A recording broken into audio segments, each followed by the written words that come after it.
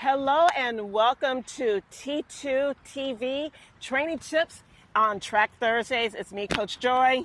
And Coach Chris. And our theme today is talking about having fun in training. So what does that mean? It means running with friends. When you run with friends, guess what? They're waiting for you, you're waiting for them, so you're holding each other accountable. So not only with running with friends, while you're doing your long runs, how can you tell if you're running easy? You can have conversations. You can talk about the latest Marvel series, whatever your favorite restaurant is, or in my case, I count shirtless men. So there you go. Chris, do you have any tips? Yeah, I mean, to add on to that too, like the camaraderie and the accountability is great. I think whether you're a runner that wants to go a little bit easier and have that social camaraderie with somebody that'll help you do your easy runs easy, like the metabolic or maintenance Mondays, we call it, with Coach Marcia. Those are a great way to get those easy miles in. But for the fast runners, if you're looking for, you know, that speedy buddy that can help push you along, whether it's a track workout or a long run, the camaraderie and the accountability helps quite a bit there as well. The other part of that, which is really our second tip, would be sharing your journey and sharing your adventure. And when you're training with friends, or if you're just training on your own, just documenting things like taking a selfie. Yeah, take a picture, take a video, you know, post on Instagram, Facebook. You'd be surprised how something simple might motivate somebody else to get their work in. Like if they've missed a run and they see you doing it, they're gonna, oh, I should be doing this too. And you can inspire others that way. Or someone might actually have never thought about even training for maybe a 1 mile race, or maybe doing a 5K, and you might have actually sparked that interest. Like, wait a minute, they're out here doing it. I think I can do that also. Yep. And if you think of your running journey as having a goal to inspire others, it can motivate you as well. And then tip number 3 kind of actually builds off that a little bit, is using running to be adventurous, explore new neighborhoods, you know, use running as an excuse to go see something you haven't seen in a while, whether it's a landmark in Chicago, a neighborhood, someplace where you can take a photo and post a journey.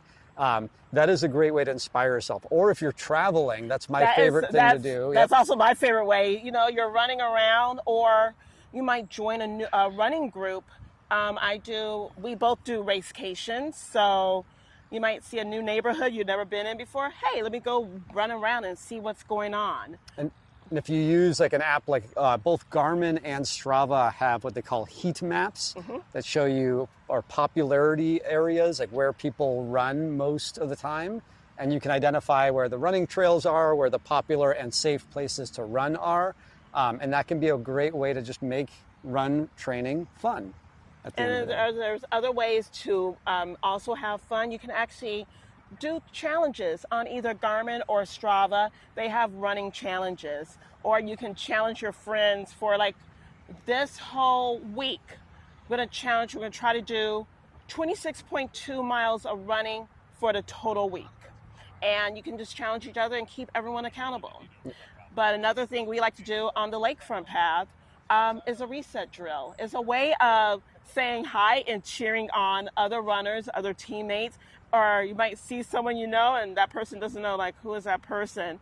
And when you're running, just bring those arms up and drop them down, and you're cheering people on. And some folks are like, wait a minute, do I know that person? Hold up, who are they? And it breaks up that whole monotonous of long distance running, because you know, running alone by yourself can be kind of boring. But when you're with friends, when you're with others, or just even acknowledging another runner in the opposite direction with the infamous runner head nod, goes a great way. So yeah, just smiling and encouraging other people, like that energy that you give out, you get that back. And if you cheer on a random person and make them smile, that'll probably make you smile a little bit as well. And so it makes their day, because you know what? They might be having a bad run, and all of a sudden you're like, hey, sexy, and it works. And that's a great way. So the running form reset, again, raise your arms up, say, hey, go T2, when you see another T2 And runner. drop it and when down. you drop the arms down, that's helped to bring your chest up, reset. If you've been slumping, that'll reset your posture in a good way. So that's the fourth tip was running form. And actually, she mentioned 2 tips there. The 5th tip that we were going to give is gamification, you know, with the apps and whatnot, whether it's a mileage goal or just using any type of those challenges that you might see on Strava, on Garmin. You can create your own challenges, like within your own pace group. And that's a great way to keep training fun. The other one that we do oftentimes, we actually both have them on as usual, our MyZone heart rate monitors. That's my favorite tool for making heart rate training fun and gamified, because you earn points based on what training zone you're in.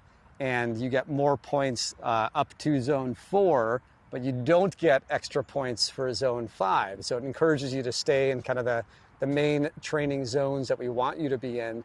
And you can get a lot more points by running in the easier heart rate zones, because it's easier to log more time and more mileage. And so you might be surprised, but our kind of back of the pack runners are typically the ones that actually will win those challenges more so than our faster runners, because at the end of the day, those are challenges that are based on effort, not your actual speed. So just time and hitting the right heart rate zone is really, at the end of the day, the most important thing. And if you can make that a fun part of your training adventure, again, that's just another way of having fun on the run.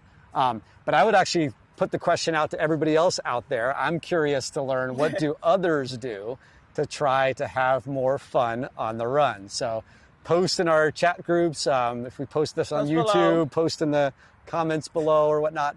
And I'm curious to see, maybe we'll do a second video based on all the tips we get from everybody else. It should be interesting. Yeah.